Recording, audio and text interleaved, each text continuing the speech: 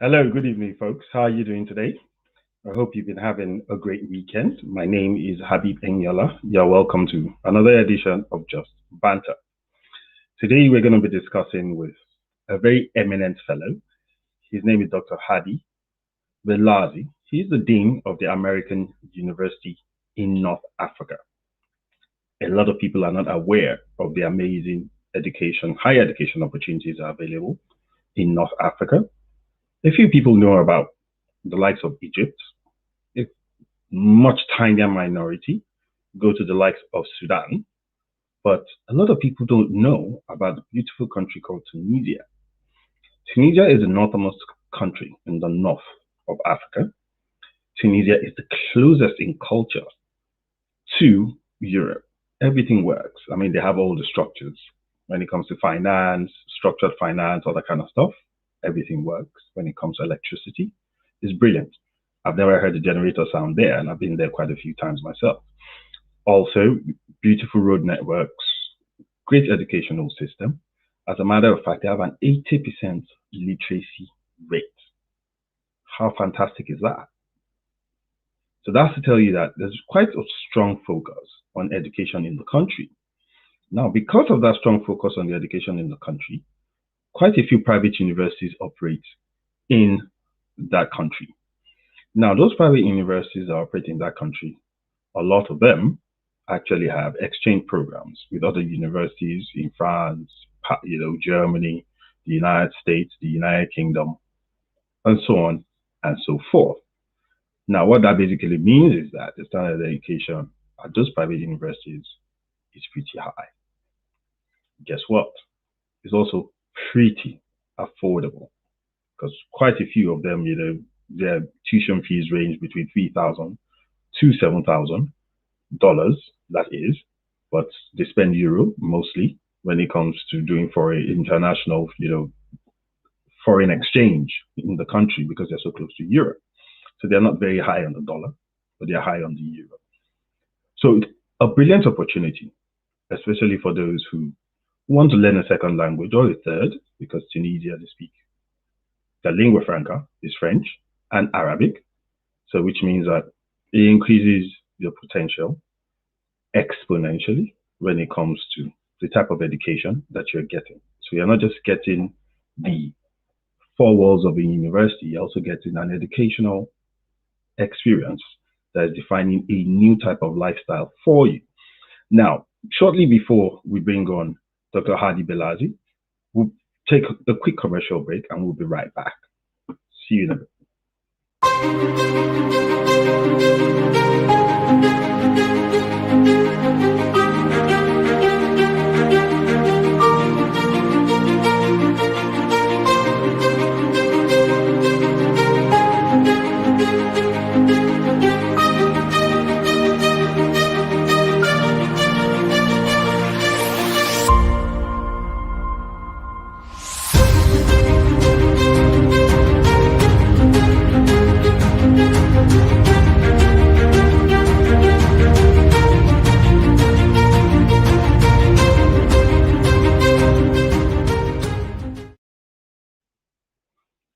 Hello once again.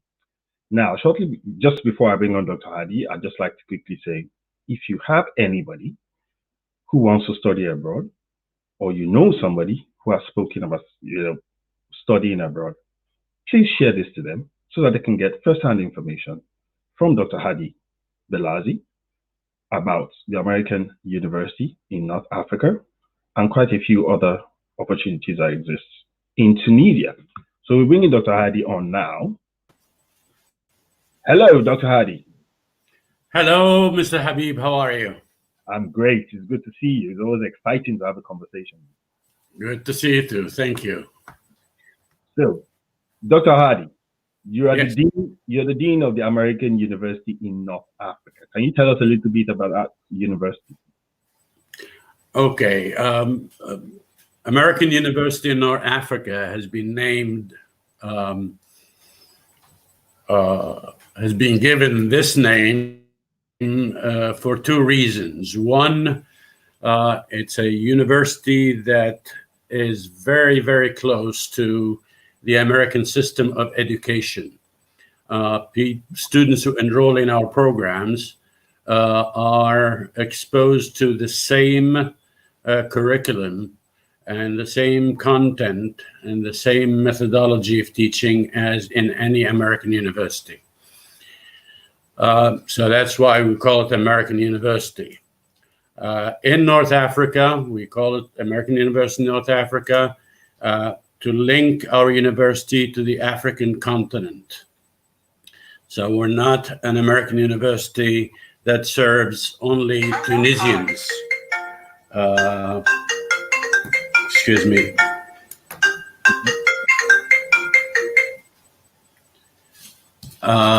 It's not a university that serves only Tunisians. It serves the whole continent of Africa and also the southern part of Europe in terms of where our students are targeted.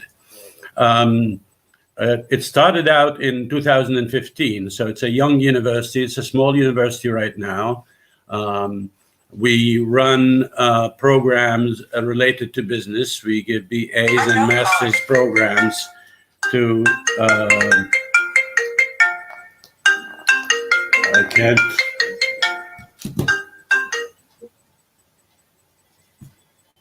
I'm sorry again. That's okay.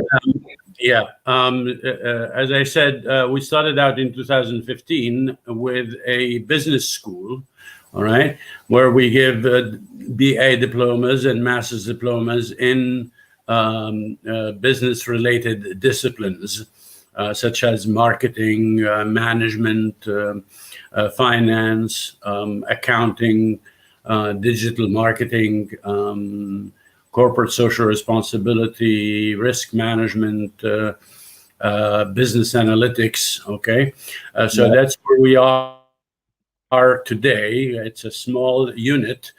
Hopefully, this will expand into a new campus, which we intend to build to have finished by 2023, which will have more schools than just the business school. All right.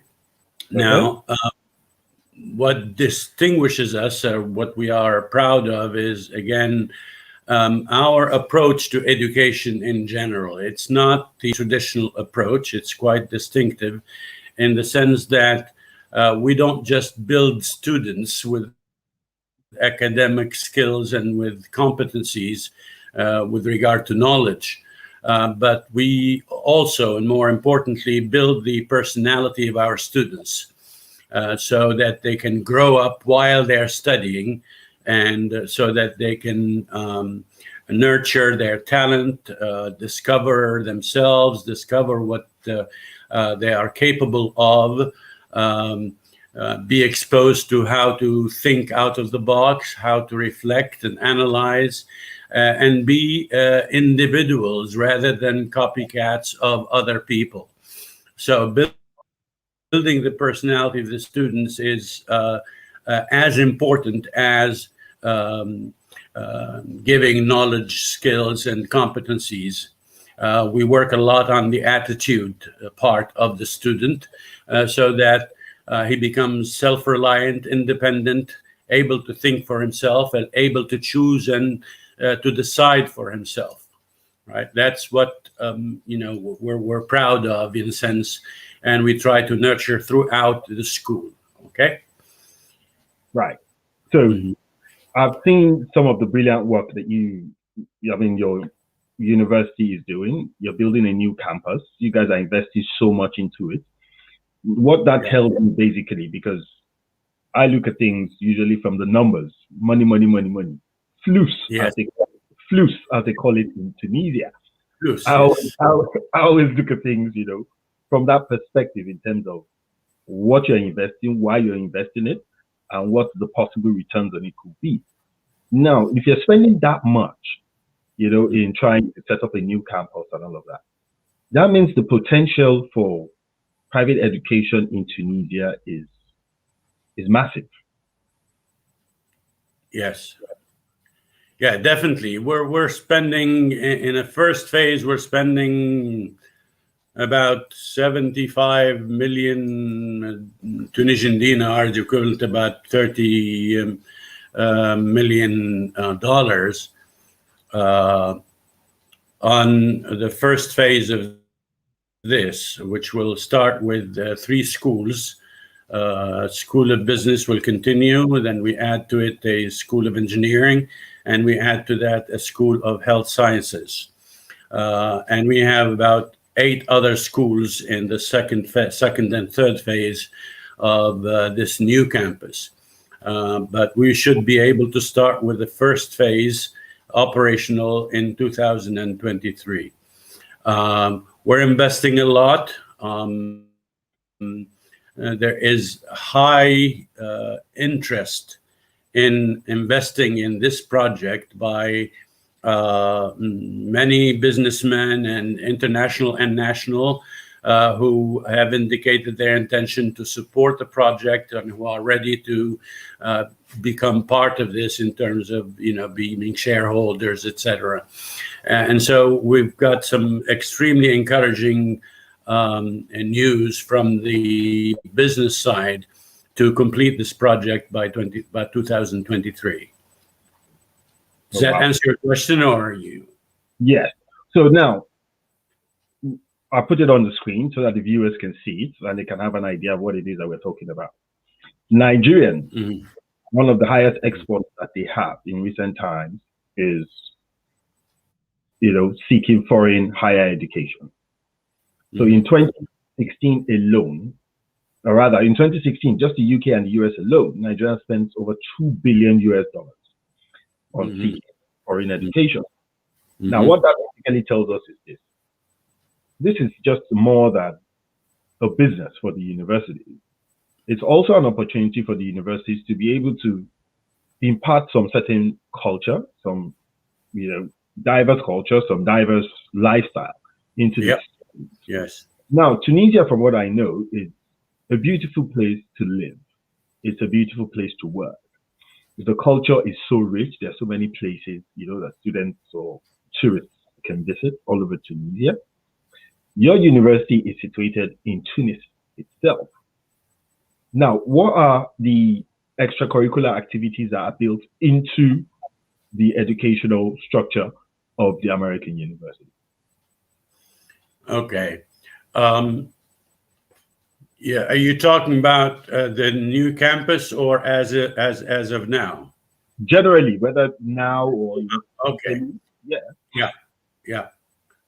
Well, as you mentioned, Mr. Habib, about the rich culture in Tunisia, our new site, our new building, new campus is built just outside a very, very ancient and historical city called Utica.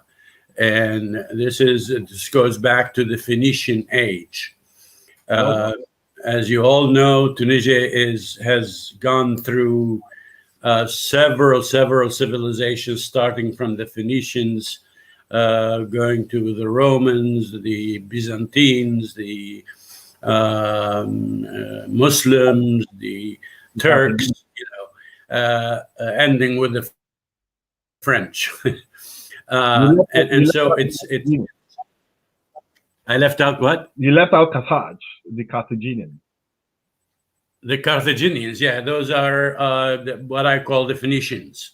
Oh, really? Okay. Yes. Okay. It was the Phoenician era, which came before the Romans.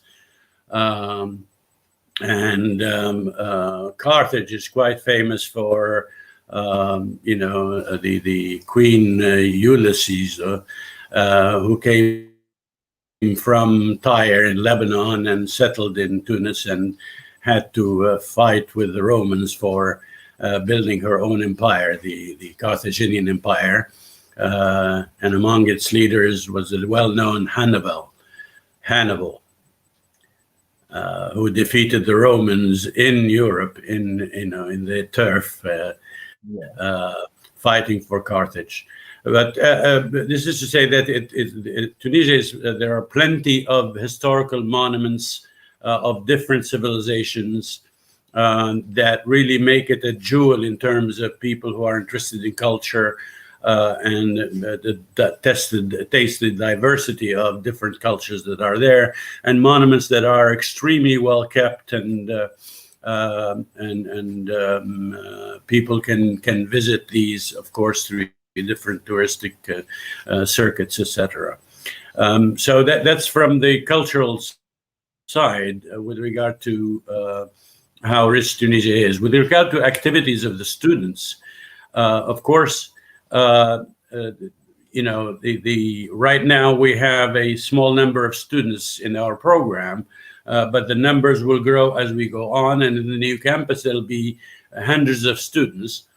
And because we have all kinds of services there, sports services, activities, stadium, swimming pool, there will be plenty of clubs created at the university that will create a multitude of events to keep the students busy and to cultivate the students by exposing them to not only their colleagues on campus, but also to businesses and to other organizations outside the campus. Wow. So I view, I expect that we will have lots of activities there on campus and outside campus, organizing projects with businesses, having businesses come to our schools to give talks, and try to link the students to the real world outside. Wow, that sounds so interesting. I actually feel like, enrolling for maybe one master's degree or the other, in Auna. Now, a lot of Nigerians look for, education abroad. I'll put some more figures on the screen so that, I guess you can see some more and then have, much more understanding. Now, in 2019, Nigerians spent about $4.8 billion on foreign education. Now, this number might seem exponentially higher than what we saw previously, which was the $2 billion. But the $2 billion was just for the UK and the US alone. Yeah. They go to school in Eastern Europe, they go to school in some other parts of Africa, they go to Australia, and all of that. Now, the numbers have been declining over time. And the reason why the numbers have been declining over time is because of the rate of inflation in Nigeria. Yes. Foreign exchange rate has not been, easy for people to cope with. And it seems like Tunisia is an opportunity for Nigerians who are looking for foreign education abroad and all that. Now, what would you say are the unique selling points, the value adds that they could actually get by coming to like Auna, for instance? Okay, well, the value added is, first of all, the type of education students will receive, okay, which is high standard, non-traditional type of education that builds the person and the student. And to just give you one indication, all of our batches that have graduated so far from our university are all employed, 100% employment rate. 100%, yes. No one from who has graduated has not landed a job. And this is for one reason, the type of education that they have gotten, because what we do at the end of each year, we organize what is called internships with companies, where our students go and spend 3 months with a company working on a project, at the end of which they present a thesis and they defend it, and it gets accepted. Now, those companies have always called us after our students went and did their internship there indicating to us how different our students are from other students who have come for internships. Many of them say, well, how did where do these people come from? They're so different. They're so creative. They're so imaginative. And their ability to work with others is great. We had no problems whatsoever with any one of the students that you sent us. And all of them have landed jobs after that internship. Some directly with the companies where they had the internships, others with other companies outside the internships. But all of them have landed jobs. So employability is an added value. It indicates to us that what we're doing leads to a career, can lead to a career, definitely. Okay. Second, it's on the financial side. Now, we all know how much it costs to go and study in the US or to go and study in Europe. In the US, the average tuition fees per year are around $35,000 to $40,000. And here I'm talking about the middle tier of universities in the US, right? Yeah. If you compare that to our tuition fees per year, okay, our tuition fees are lower by almost 75%. Okay. Wow.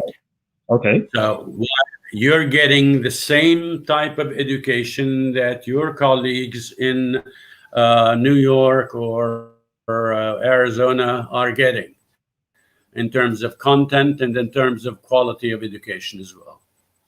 So those are the 2 points that I would say would be the added value: the pricing of the tuition fees, etc., and the type of education that we give, leading to employability. Okay.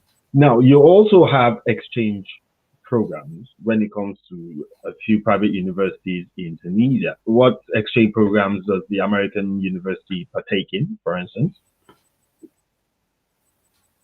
Yeah, we have partnerships with American university, one American university in Chicago, University of Illinois Chicago. We have a couple in Europe, the Montpellier Business School that's a school that teaches business in English and according to the American also curriculum and system, and we have one with Italy, Pegaso International University, where we can send students for either exchange programs or we can send them to finish their degree there. In other words, we have some 2+2 programs for BAs and 1+1 programs for MAs. In other words, they can spend 2 years in Tunisia.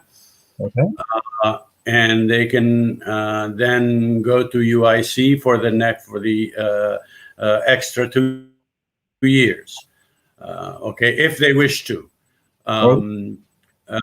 They can also continue at ONA the 4 years, but we can bring professors from the US or from Europe to come and teach in that program, so they get to be exposed to American education even more. All right. Oh, wow. So now, how easy, or how difficult is it? Because an exchange program, is it automatic, or you have to have a certain, level of grades to be able to qualify to, go to the other university to join the exchange program? Mm-hmm.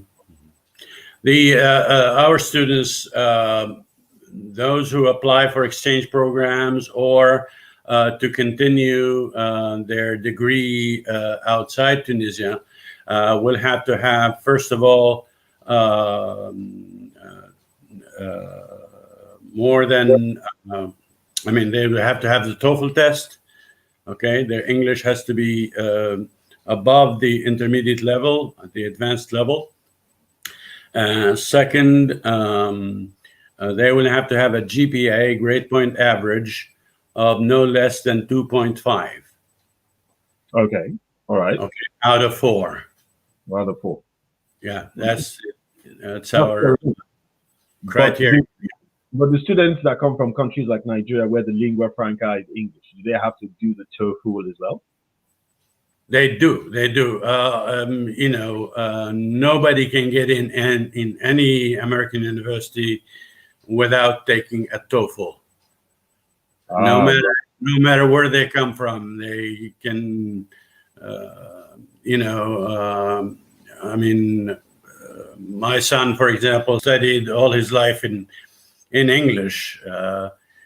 In France and in the Middle East, but still the universities would not take that.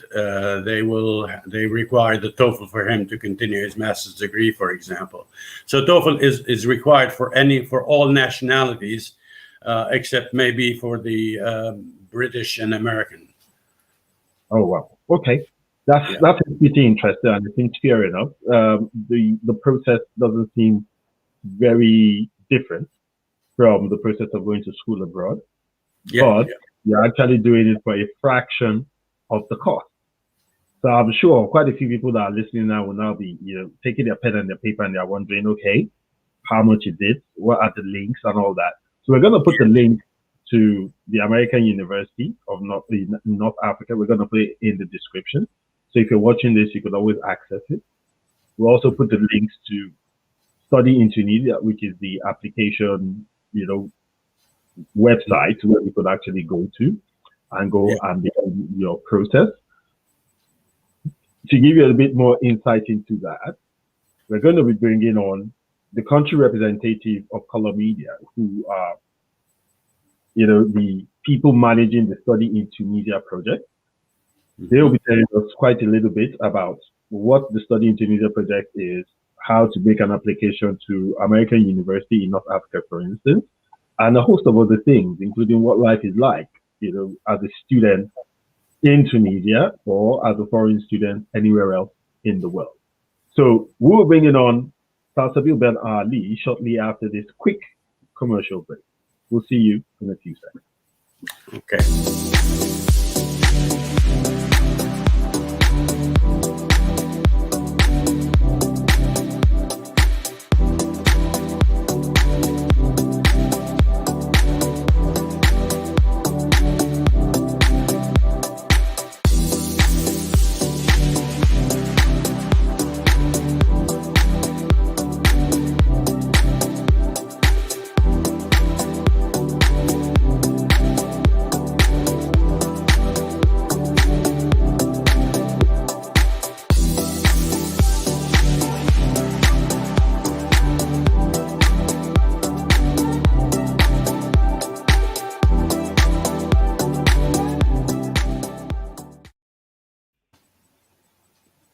Hello, everyone. For just joining us. Hi. Yeah, welcome to another edition of Just Banter. And tonight we're discussing studying in Tunisia. We're discussing the American University in North Africa. With us is Dr. Hedi Belazi, who is the Dean of the American University in North Africa. And also just joining us now is Salsabil Ben Ali. Salsabil is the country representative of Color Media, who are the marketing company who are handling the Study in Tunisia project. Hello, Salsabil. Hi, how are you? Well, I'm great. How are you today? I'm good. How's the weather? Thank you for... The weather is absolutely wonderful. I mean, for mid-May, it's 25 to 30 degrees, sometimes even more. It's sunny, people are swimming. I was at the beach today. So yeah, the weather in Tunisia is amazing. And it's always like not too cold, not too warm, always in a sweet spot. Oh, I'm missing all of that. I'd love to be there right now, enjoy that weather. I love Tunisia. I love the culture. I love the architecture. I love the history. The cafes, oh my God, they do some brilliant tea in Tunisia. This tea, those traditional teas that come with the almonds and all of that.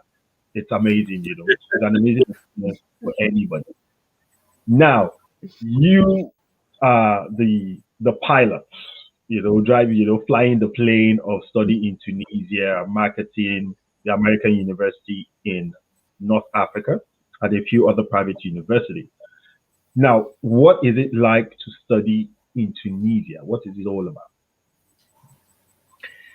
Studying in Tunisia is extremely interesting for several reasons. First of all, you have quality education. Second of Okay. all, you have a very vibrant student life. And third, life expenses is not that high. I mean, for so little money, you can have so much fun.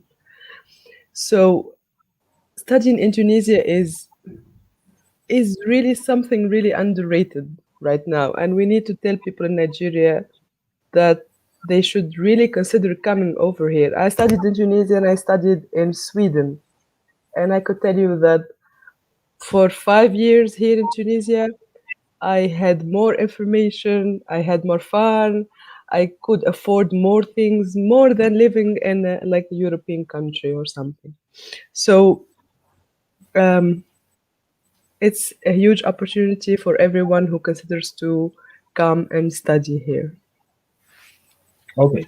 So speaking to you earlier on, you know, you discussed the American University in North Africa. You also discussed a few other private universities in Tunisia.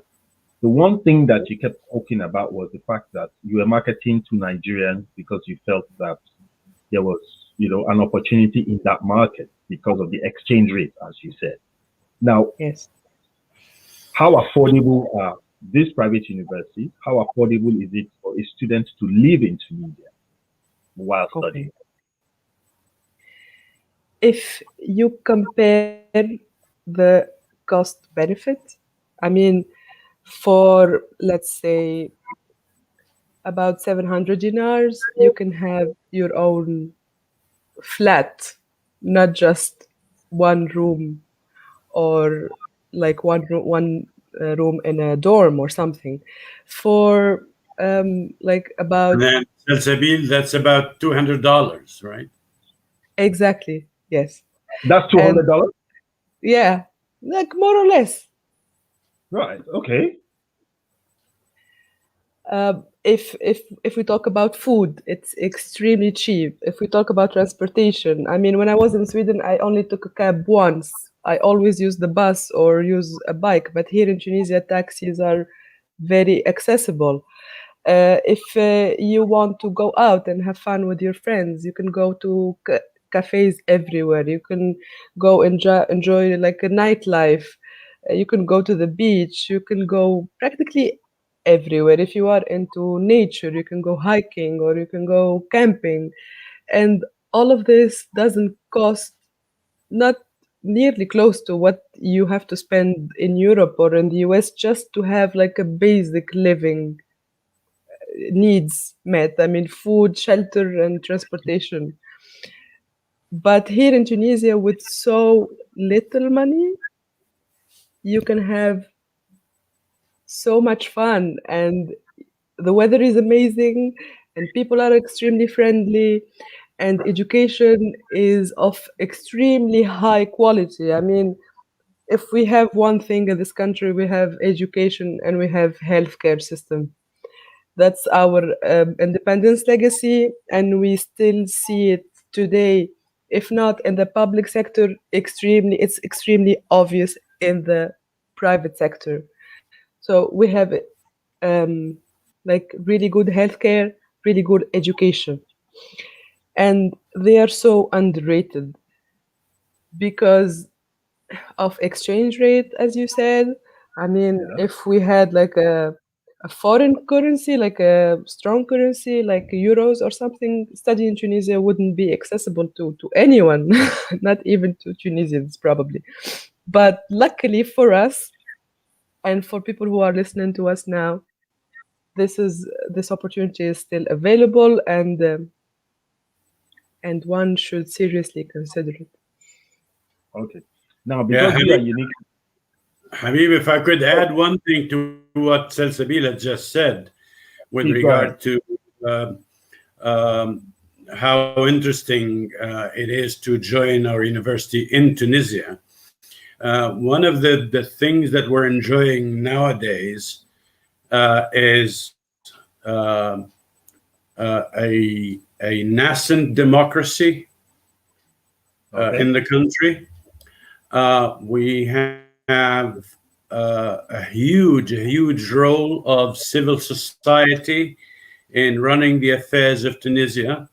Hundreds of NGOs, non-governmental organizations, looking after the community's benefits and how to improve our benefits politically, socially, economically.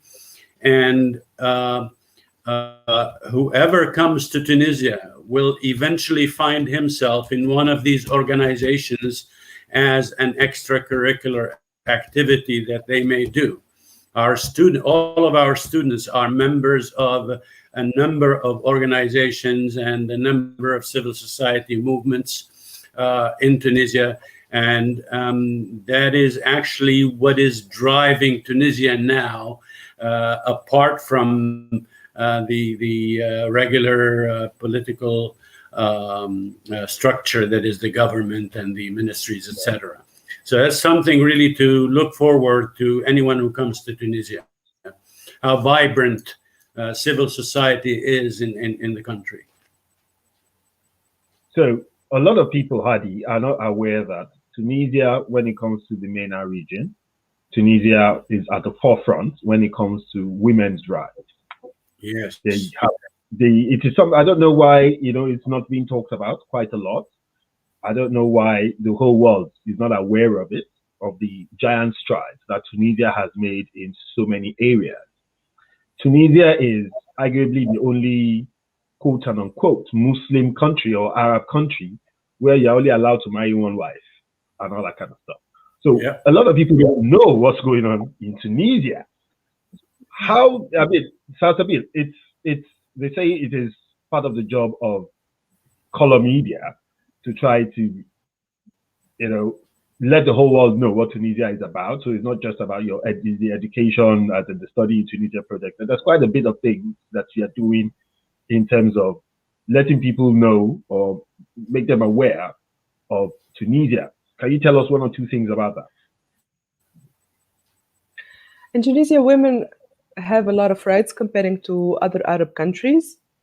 I mean, we get to drive our own cars, not like in Saudi Arabia, for example. And we also have our first president, Bourguiba, made sure that women in Tunisia get educated. And when you educate a woman, you educate the whole family. You have children who are keen on studying, and that way the whole society uplifts out of traditions that are no longer valid in our modern times. That's why when you walk the streets of Tunisia, you feel that you are in a European country, but an Arab, Muslim, Mediterranean country at the same time. So we have this mixed vibe of being Western and Eastern at the same time. All because women here are valued, are respected, are like you fear to violate women's rights because we have very strict laws regarding the protection of women against violence, against abuse. As you said, you cannot marry wife, and that one wife you have to treat her well, or she can put you to jail also. Okay, so we're gonna be taking a short break, and while we're doing that, we'll have to let Dr. Hedi Belazi go.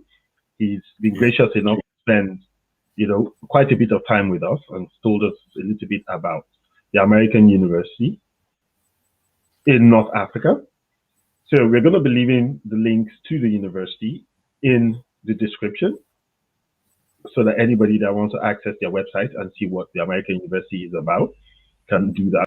And at the same time, when we come back, we'll also put on screen the study in Tunisia so that you can see it for yourself, and then the links to that will also be in the description for everybody and anybody to see. And we hope that you'll be able to, your level of interest will rise, or you'll be a bit curious, and then maybe probably you reach out to the likes of Sarsabil, or you reach out to Color Media or whatever on the Study in Tunisia website, and then you take it from there. I'm sure Sarsabil or any member of their team will be able to give you as much information as you probably require. But we're going to continue the conversation with Sarsabil. She's going to be telling us a little bit about the life in Tunisia, not just about you not being able to marry more than one wife and all that. So we'll be right back shortly after this. Dr. Hedi Belazi, it's been great having you on, and I hope we'll be able to have you on again at some point. Great to see you. Thank you, Mr. Habib. Thank you, Salsabil, and thank you all our listeners everywhere. Have a very pleasant evening, if it is evening time in your country. And thank you very much again, and we'll keep this the torch alive. All right. Thank you. You have a great evening. You too. Thanks. Bye-bye. All right. Bye-bye. So we'll be back shortly after.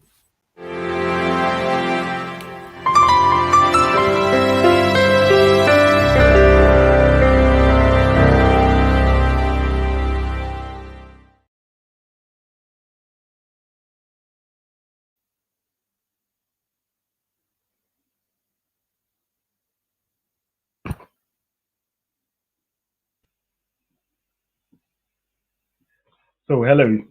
Hi, Sarsabil. Good luck, صاحبي. برجع لي Sunday evening working. Good luck. And Hi, if you're just joining us, we've just been discussing with Dr. Hedi Belazi and Sarsabil Ben Ali. Dr. Belazi is the Dean of the American University in North Africa, and Sarsabil Ben Ali is the country representative of Color Media. So, Sarsabil, can you hear me?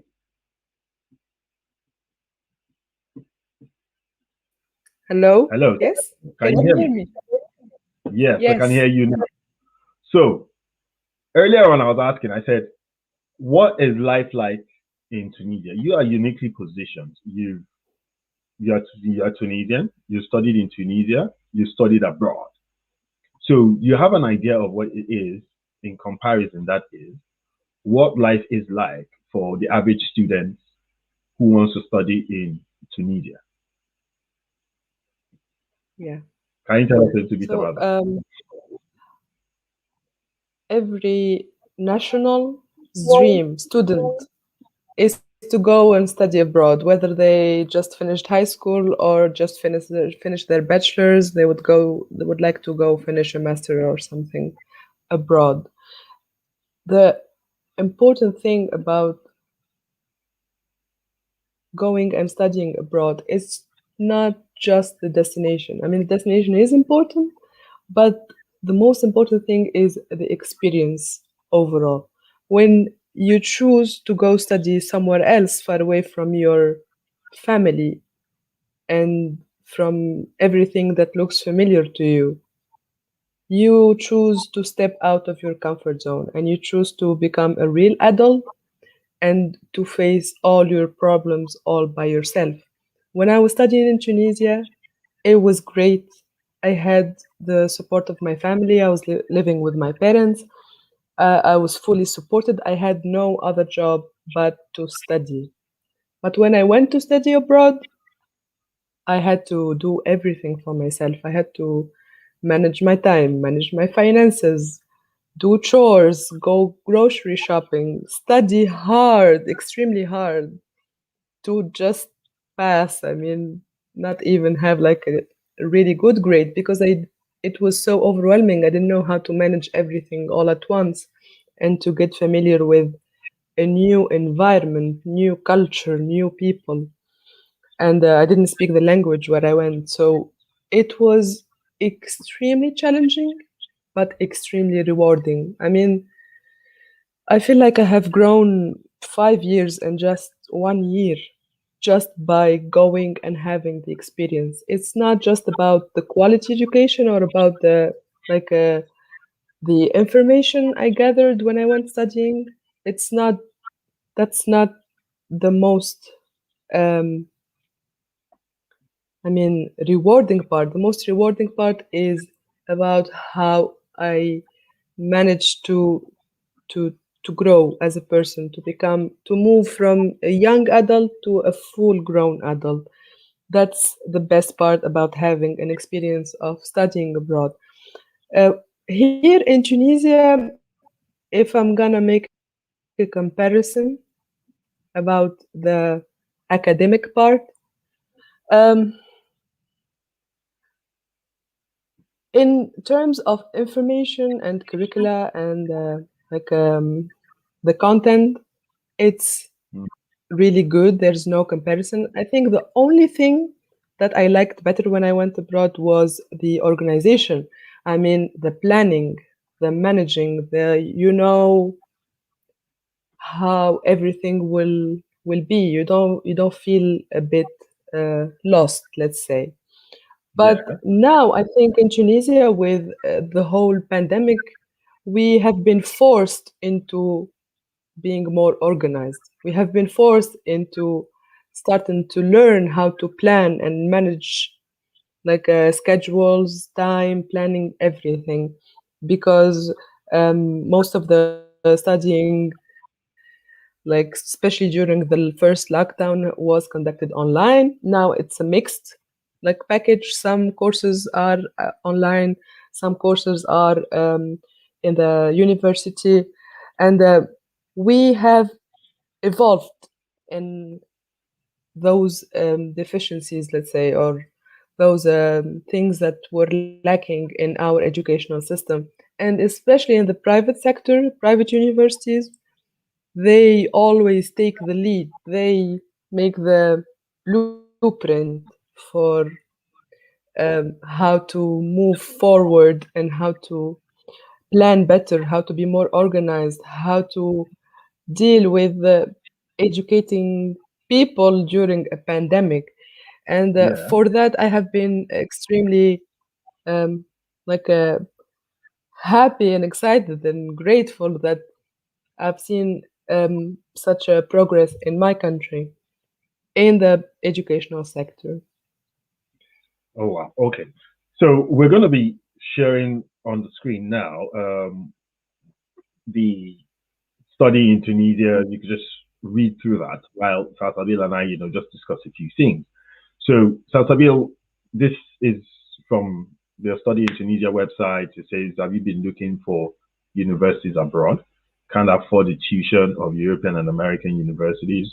Want the experience of a foreign student? Adventurous and want to experience foreign culture? Want a university that has an exchange program? Schedule a call. So that's all on the screen. The links are in the description, so you can always go there and check it out. And you could always get as much information as you want when you get in touch.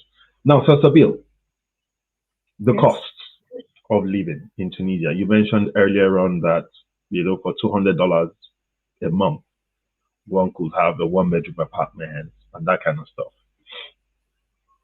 What Yes. else do you think is another unique, selling proposition?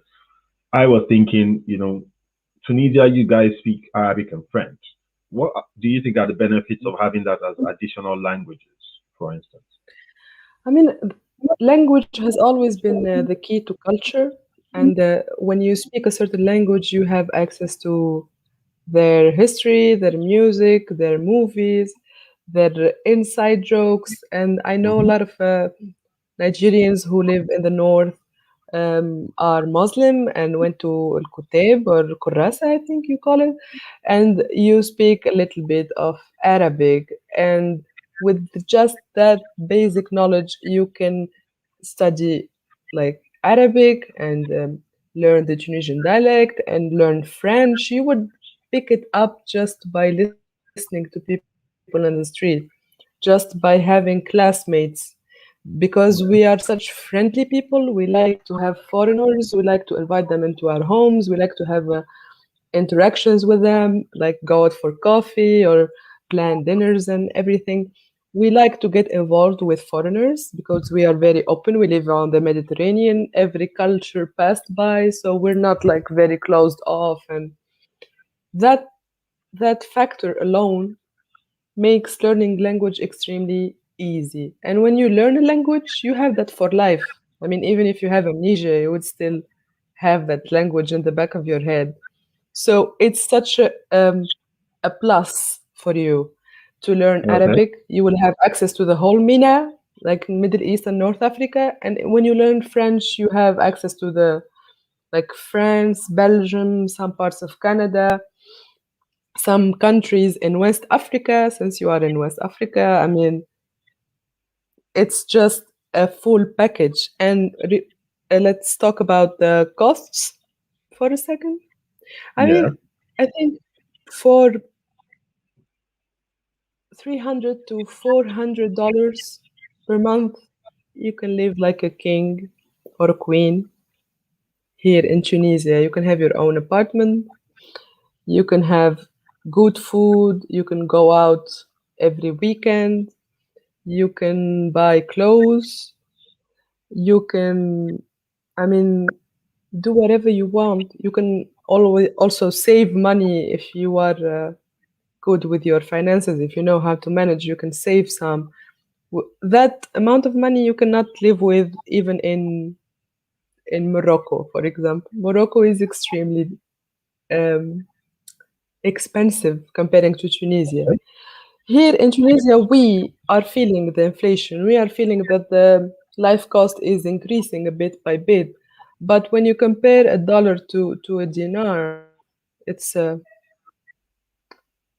it's nothing. I mean, Your you currency has been you very really stable. can what? Your currency has been relatively stable. It's quite strong, relatively stable. I think it's about 2.66 Really? to the dollar or something. I think it's about to the euros. We always compare to the euros because most of like our transactions are done with Europe. Okay. And with the euro, I think it's 3.1 or 3.2. I know it's worse in other countries. I know in Egypt, for example, it's way worse. Or also fluctuation in Turkey is also really bad. But I know it's stable, but I mean, we Tunisians, we felt that we were living better like 10 years ago before the revolution. Like our living standards have decreased a bit over the past 10 years, but still, it's still very affordable. It's still very, I mean, accessible.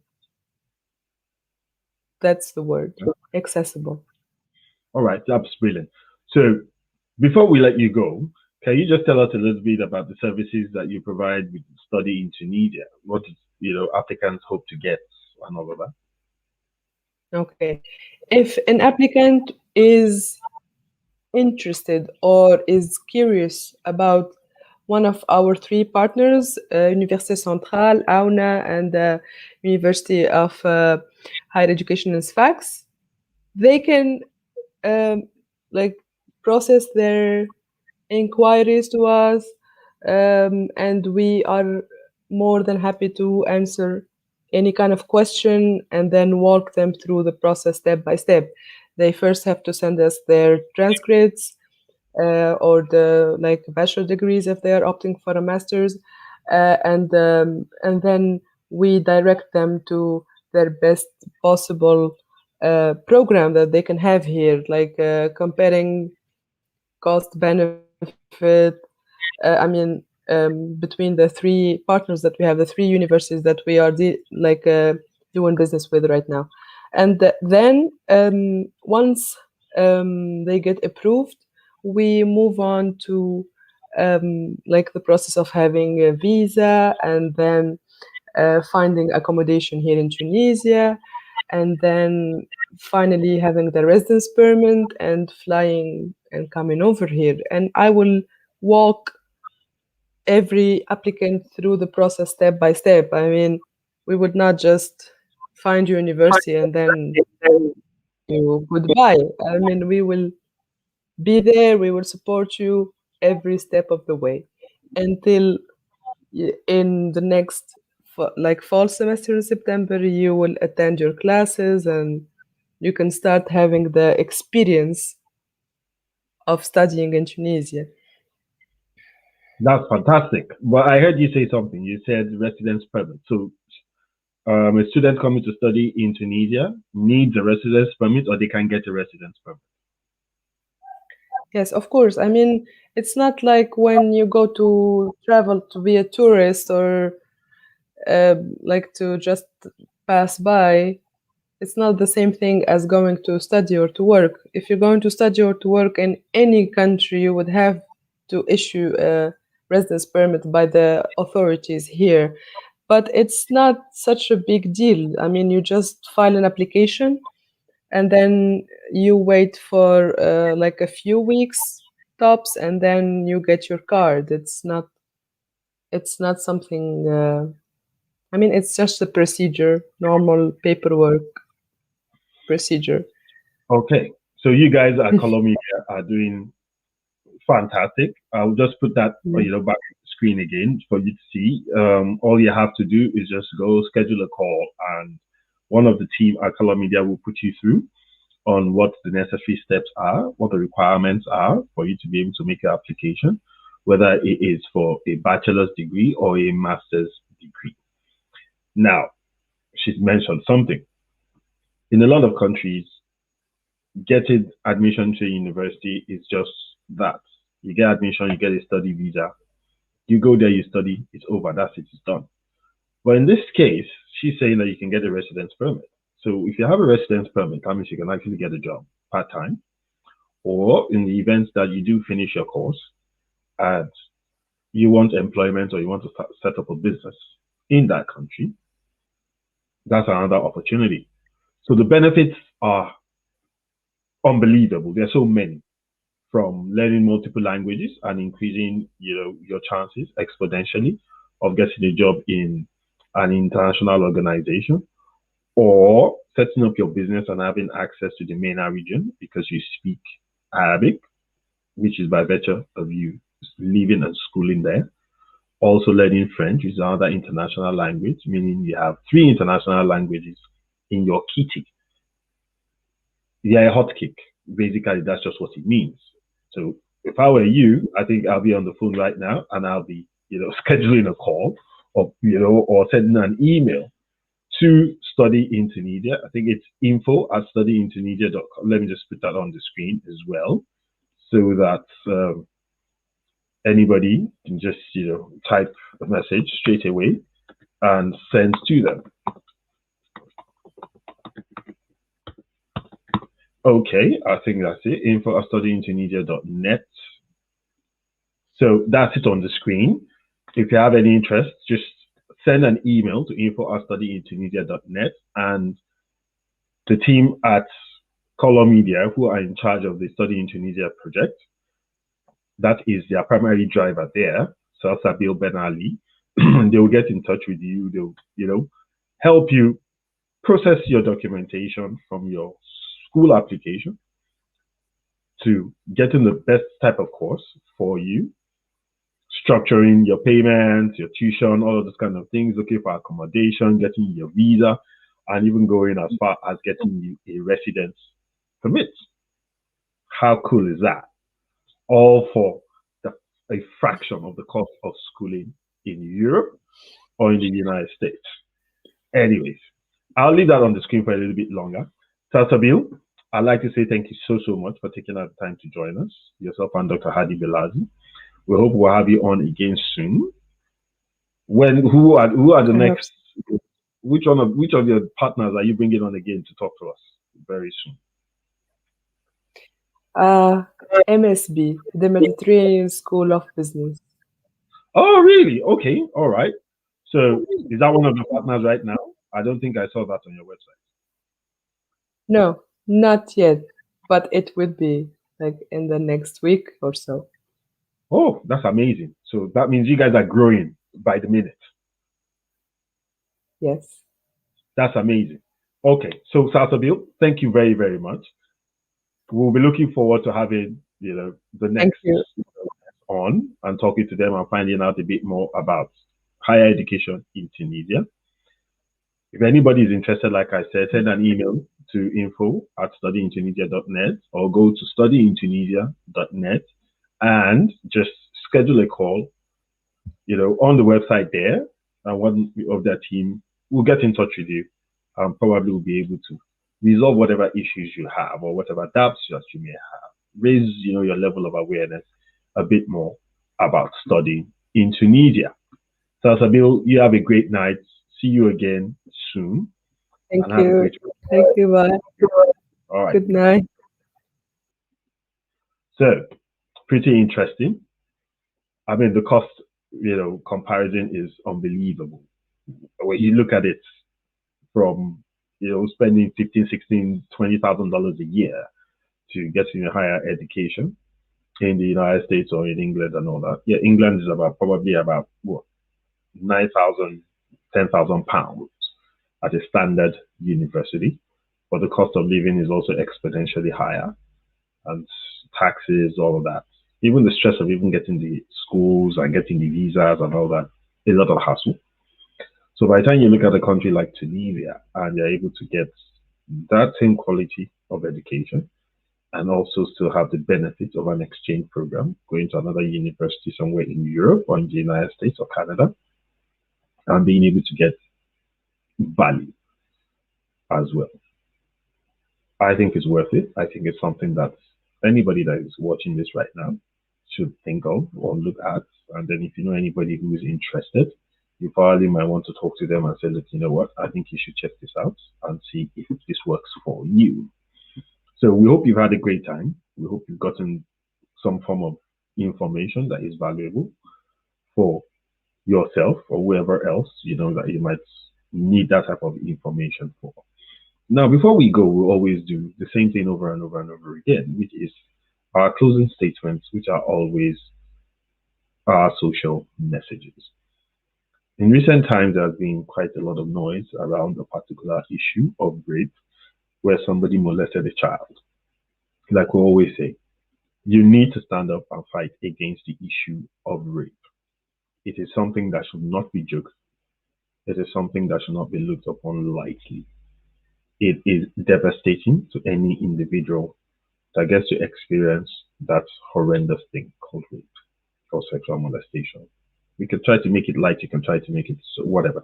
It's very difficult for anybody to deal with. It ruins lives, much less the lives of children. Please keep a strong eye on your children. It is not every time that they say things. Some of the times they can't even express it because they don't have an idea of what it is. So you need to be able to read their body language. You need to be able to look at whatever traits that they're developing and try to figure out what's going on with them. Discuss with your children or your wards as often as possible. Don't be too harsh with them so that they can be open enough to tell you stuff. Because they need to be able to tell you whatever trauma it is that they're undergoing, whether at home or at school. And yes, I did say at home because sometimes it's the people that are really close to you that actually carry out these heinous crimes of abuse. And you just might never know. They groom these children, they nurture them, and then they abuse them. And the children feel it is a normal thing. Now, don't get me wrong, it's not only children that are vulnerable, even the aged are vulnerable. So please keep an eye out. Try and fight against this malady called rape. Use any of the hashtags on the screen. No excuse or no to rape. Say something about it. Fight against it. Let's try as much as possible to wipe out this scourge that is destroying people, families, nations. It's a terrible thing. I hope you do, send a tweet or make a post and say no to rape. Let's fight against it. We will continue the fight. We will never stop until we feel that we are beginning to see some improvement, some good results.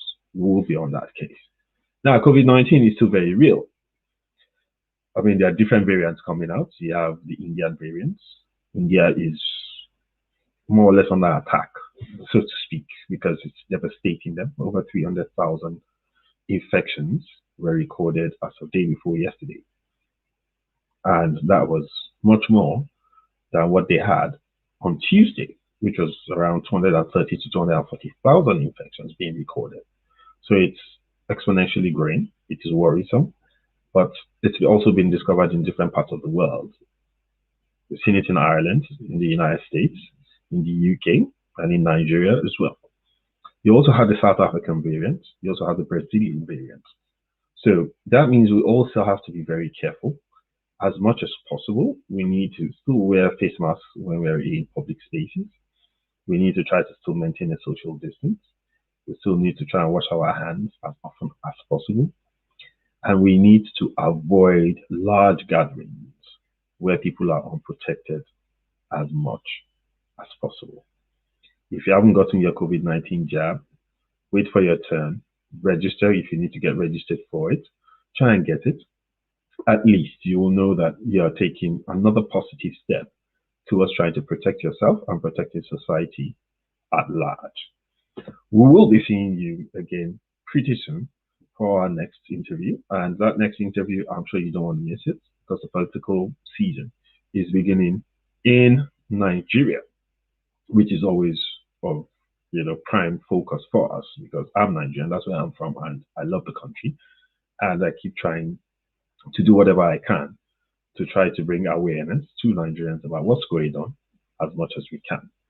So we're going to start some of our political discussions again with some high-profile political individuals. Local government elections are going to start in Lagos State, so we're going to be talking to a few contestants who are vying for political office when it comes to local government elections in Lagos State, especially those who are vying for chairmanship positions. We hope you have the time to watch so that you can learn and see a few of the people who are going to be in close contact with you when it comes to governance.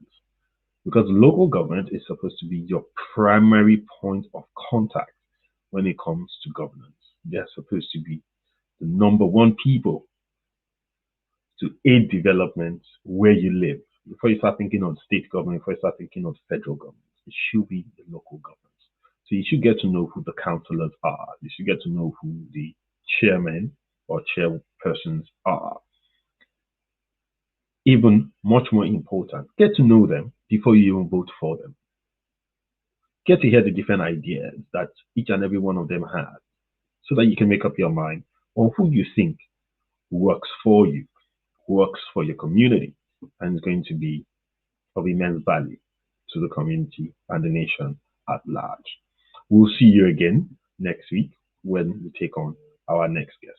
Thank you very much for taking the time to join us, and you have a great night ahead. Good night.